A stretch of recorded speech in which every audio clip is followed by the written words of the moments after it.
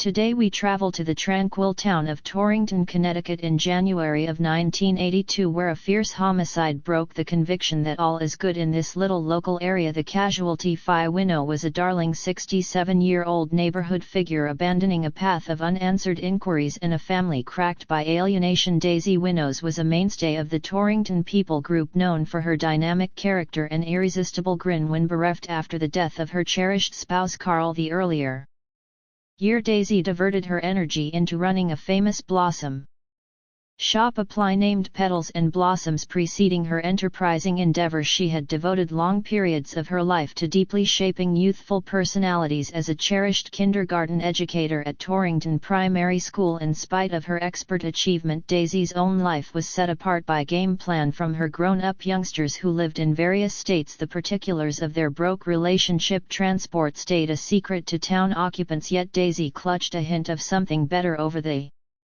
horizon, that one day they would accommodate. She longed to observe the development of their future families, a goal that powered her constantly. In January of 1982, as the cruel winter held Torrington, Daisy's life was suddenly stopped. The insight about her homicide would send shock waves through the titanate local area, where such deplorable demonstrations were unbelievable. Occupants who once had a solid sense of reassurance strolling the roads around evening time presently grasped their friends and family a little more tight, tormented by the chilling acknowledgement that evil could sneak in their middle. It was a freezing morning on January 12, 1982 in Torrington, Connecticut. The temperature had decreased to less 4 degrees Fahrenheit short term and the town was covered in snow. Most occupants were still inside, attempting to remain warm and get up to speed with the news. Yet for one young fellow the date would be set apart by a terrible revelation that would torment him until the end of his life. Wally Nathaniel, a 17-year-old secondary school senior, made some part memories work as a conveyance kid for the neighborhood paper The Register. Resident, he had been working for the paper since he was 14 and knew the town and its kin well. One of his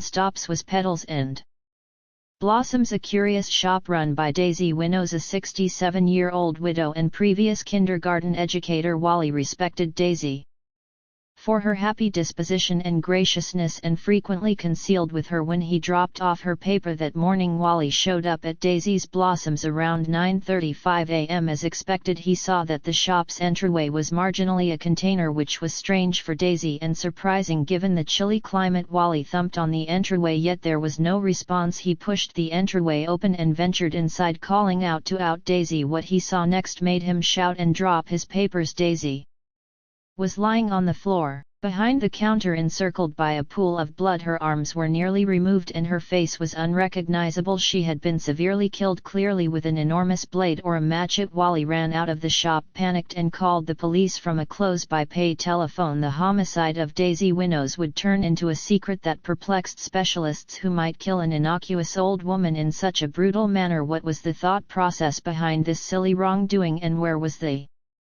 executioner? These inquiries stayed unanswered for quite a long time, until an amazing turn for the situation uncovered the stunning truth behind Daisy's demise. When Wally Nathaniel detailed his grisly revelation, the Torrington Police Division got a move on minutes. A few watch vehicles and a rescue vehicle showed up at Petals and Sprouts, followed by a legal group and 2 murder criminal investigators. The shop was immediately closed with yellow tape, and inquisitive observers were avoided at all costs. The criminal investigators responsible for the case were Michael Har Harrison and Sarah Jones Toll, both prepared veterans with great histories. They had cooperated for more than 5 years.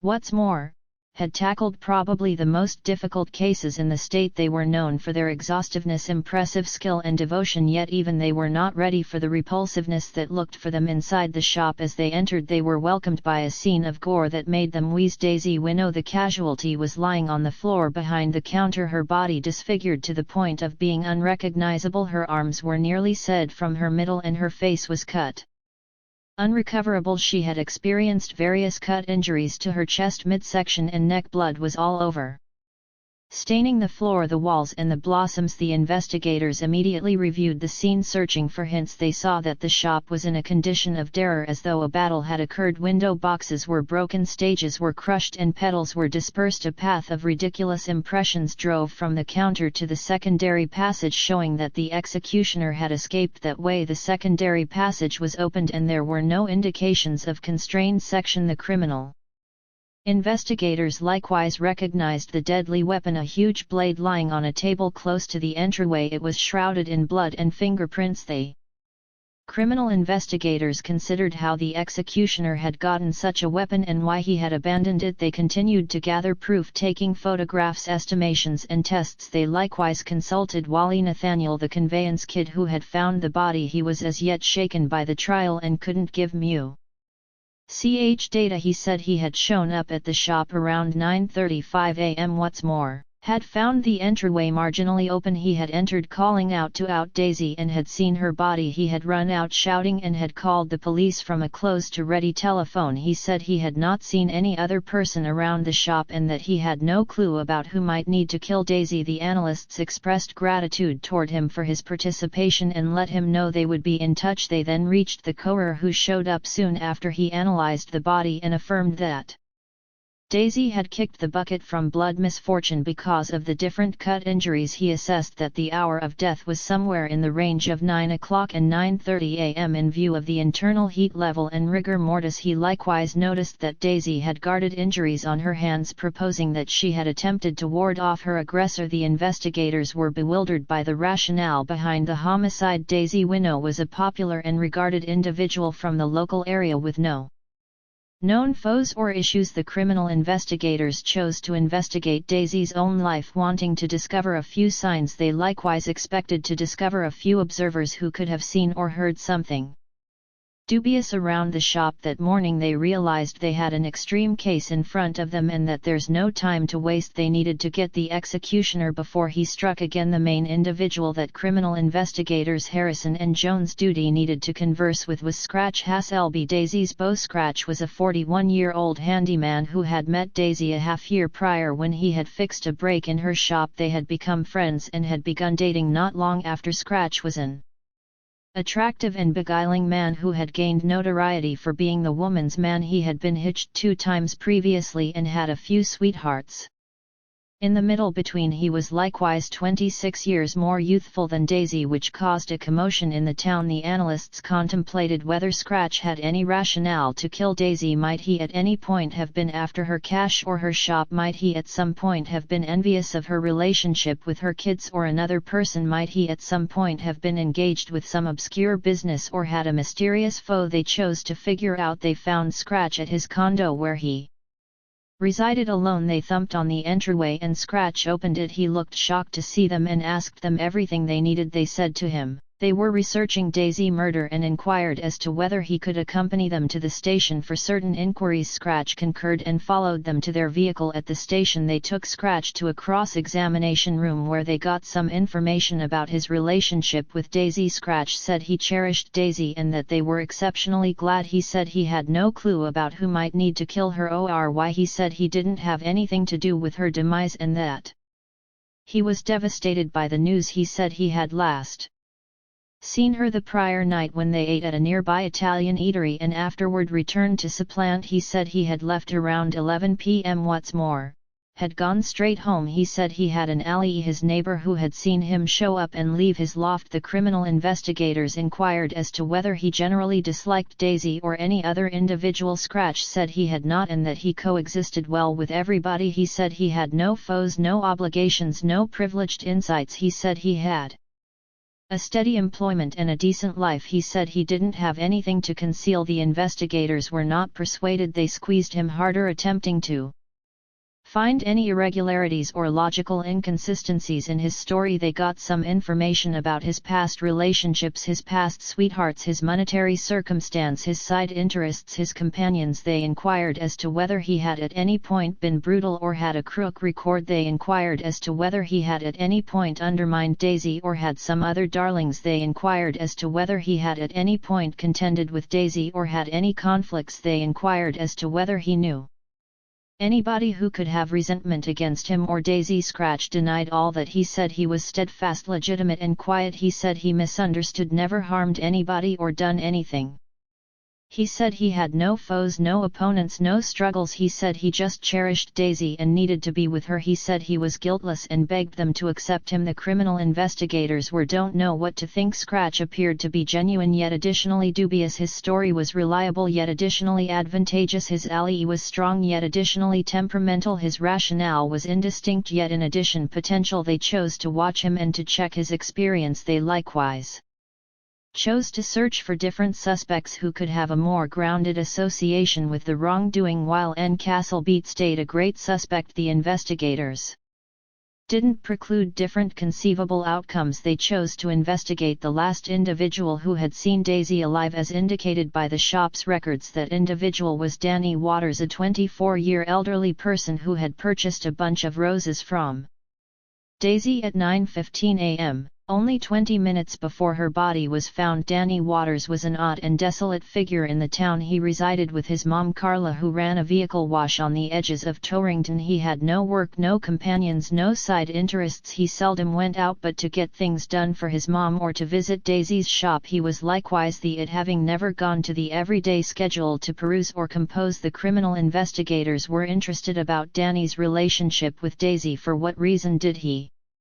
purchase roses from her that morning? Who were they? For what did they discuss? Did he notice anything surprising or dubious? They chose to visit him. They headed to the vehicle wash where they found Carla Waters working. She was a 49-year elderly person with a harsh and exhausted face. She welcomed them icily and asked them everything they needed. They said to her they were examining Daisy's homicide and that they needed to converse with Danny. Carla said Danny was not home and that he didn't have anything to do with Daisy's demise. She said Danny was a decent kid who never hurt anybody. She said Daisy was a pleasant woman who was benevolent to Danny. She said they had not a great explanation to kill her. The investigators inquired as to whether they could look through her home and she hesitantly concurred. They followed her to a little and pitiful house close to the vehicle wash. They entered and were struck by the smell of soil and rot. They looked through the house searching for any hints or proof. They don't track down anything of premium with the exception of a cardboard box in the upper room where Danny rested.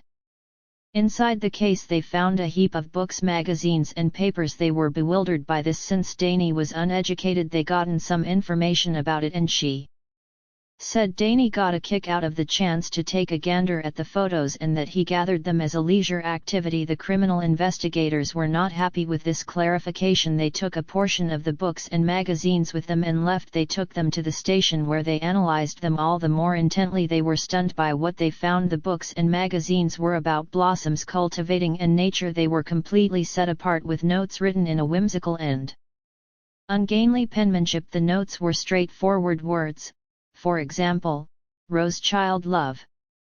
The analysts understood that these were pictures as well as examples. Somebody had been training Danny to peruse. They pondered who that somebody was and they suspected. They checked the dates and titles of the books and magazines and contrasted them and Daisy's shop's records. They figured out a match each opportunity. Danny had purchased blossoms from Daisy. He had likewise gotten a book or a magazine from her. The investigators had found an astonishing association. Daisy, moved by Danny's lack of education, had been covertly mentoring him. In her extra time she had been giving him books and magazines along with notes and guidelines to assist him with figuring out how to peruse. She had been doing this for quite a long time without anybody's information. The criminal investigators were stunned by this disclosure. They considered what Daisy's thought process and Danny's sentiments were. They contemplated whether this was a non-romantic or heartfelt connection and how Carla had an outlook on it. They contemplated whether this had a say in Daisy's homicide. They chose to converse with Danny once more and to figure out more. The case appeared to reach a stopping point as the investigators ran out of leads and suspects. Scratch Hasselby and Danny Waters had strong explanations and no one else had a reasonable thought process or valuable chance to kill Daisy. The investigators were baffled and frantic as the media and the public requested answers. Then, at that point, Exhibit of Trust, a criminological expert dealing with the unique finger impression examination, found a match. A solitary print left on the blade that was utilized as the deadly weapon had a place with, as a matter of fact, Carla Waters, Danny's mom. The criminal investigators were staggered by this disclosure. Carla Waters had not been on their radar as she had no clear association with Daisy. With the exception of being Danny's mom, she had likewise helped out the police and had permitted them to look through her home. She had appeared to be detached as opposed to dubious. The investigators considered what Carla's thought process was and how and why she had pulled off the wrongdoing. They chose to face her and to find a few solutions. The unique mark match was a game changer for the criminal investigators. They had another suspect and another lead. They chose to dig further into Carla Watts' experience and to figure out what she was concealing. Carla Waters was a 49-year elderly person who had lived in Torrington for her entire life. She had never hitched and had raised Danny on her own. She ran a vehicle wash on the edge of town which she had acquired from her dad. She was a tranquil and held individual who kept of herself and seldom mingled. She was likewise furiously safeguard investigator of Danny, whom she thought of her as just justification for living. The analysts likewise discovered that Carla had a grieved past.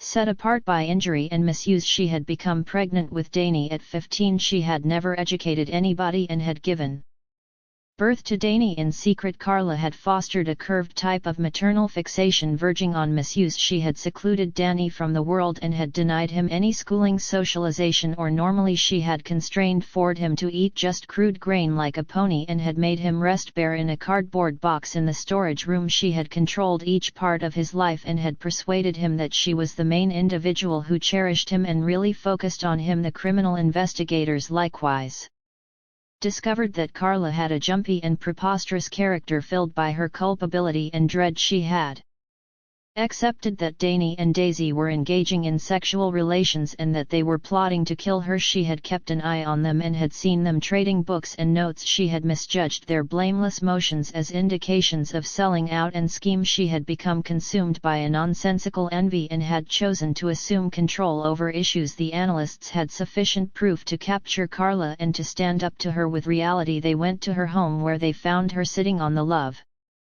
seat watching a replay of Where Hugh. She looked completely relaxed as though nothing had happened. She welcomed them cordially and asked them everything that they needed. They said to her they had a warrant for her capture and that they realized she had killed Daisy. They showed her the unique mark match and the books and notes they had found in Danny's crate. Carla's disposition changed immediately. She became upset and cautious and denied all that. She said they had no evidence and that they were lying. She said she didn't have anything to do with Daisy's passing and that she cherished Danny more than whatever. She said Danny and Daisy were the ones who had killed her and that they were attempting to approach her. She said they were malevolent and that she had the right to pass on. The analysts were stunned via Carla's response. They understood that she was deranged and that she had no regret or lament. They cuffed her and took her to their vehicle. They additionally called Danny and let him know what had happened. Danny was confused and could hardly imagine how his mom was the executioner. He said he was upset for Daisy and that he couldn't really understand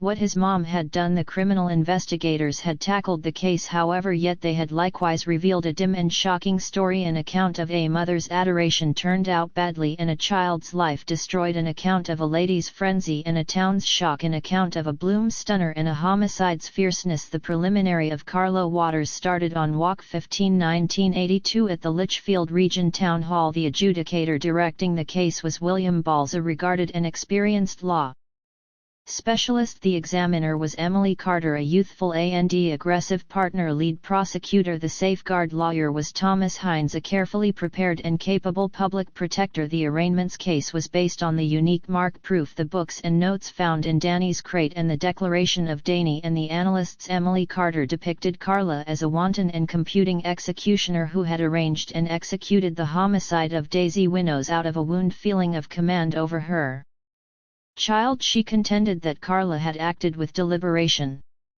what's more, noxiousness, and that she merits the greatest punishment, life detainment, without any chance to appeal. The safeguards case depended on Carla's psychological express, her oppressive past and her absence of criminal record. Thomas Hines contended that Carla was a deranged and damaged lady who had experienced a crazy break and had acted affected by a hallucination. He argued for the jury's kindness and empathy and requested that they consider a lesser accusation, homicide. The preliminary went on for a long time and was loaded up with horrendous and profound minutes. Daisy's companions and partners affirmed about her consideration and liberality and communicated to her melancholy and shock. Danny affirmed about his mom's maltreatment and his relationship with Daisy and separated in tears. Carla affirmed in her own protection and kept up with her guiltlessness and her fancy and showed no regret or sympathy. The jury, made out of 6 men and 6 ladies, pondered for 3 days. They explored the proof, the declarations and the contentions. They gauged the realities, the feelings and the law. They discussed,